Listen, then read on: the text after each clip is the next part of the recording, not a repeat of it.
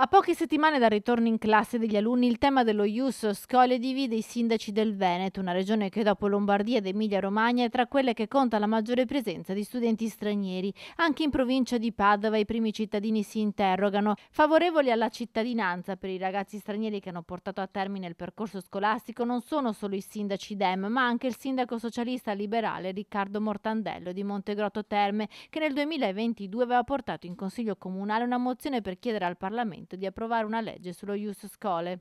Pretendere che in Italia ci sia lo Ius Scholae non è una battaglia ideologica, ma è una vera e propria battaglia di civiltà. Serve come l'ossigeno una riforma seria della legge sulla cittadinanza e lo Ius Scholae lega l'acquisizione della cittadinanza al compimento di un ciclo di studi.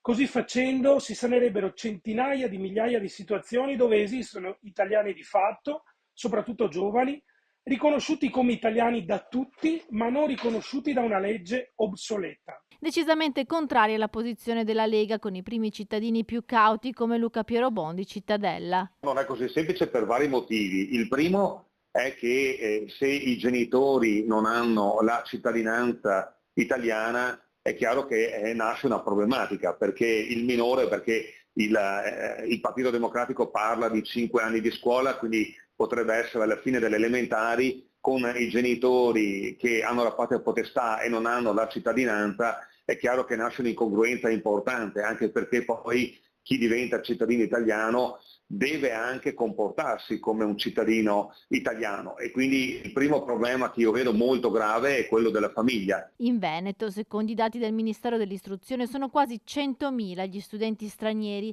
Il sindaco di Padova, Sergio Giordani, come i colleghi Dem di Vicenza e Verona, è favorevole allo Ius Scholae, come ribadisce anche Mortandello attaccando le posizioni leghiste.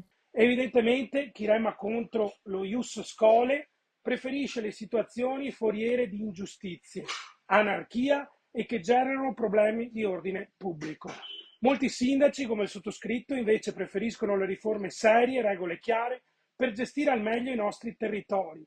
Lo Ius Scholae va in questa direzione, adegua una normativa alla realtà vera. Per Piero Bon, sindaco del Carroccio, si deve pensare anche al contesto familiare per rivedere l'assegnazione della cittadinanza. Ad oggi chi si presenta nei comuni per la cittadinanza, più di qualcuno conosce poco o nulla del territorio in cui vive da più di 10 anni, alcuni addirittura fanno fatica anche a parlare in maniera corretta anche l'italiano e quindi ecco, se prima di preoccuparmi ecco, di dare la cittadinanza a chi ha fatto 5 anni di scuola, mi preoccuperei di vedere che chi diventa cittadino italiano sia effettivamente un cittadino italiano a tutti gli effetti, magari applicando delle norme che esistono già negli altri stati, tipo la Svizzera, tipo gli Stati Uniti.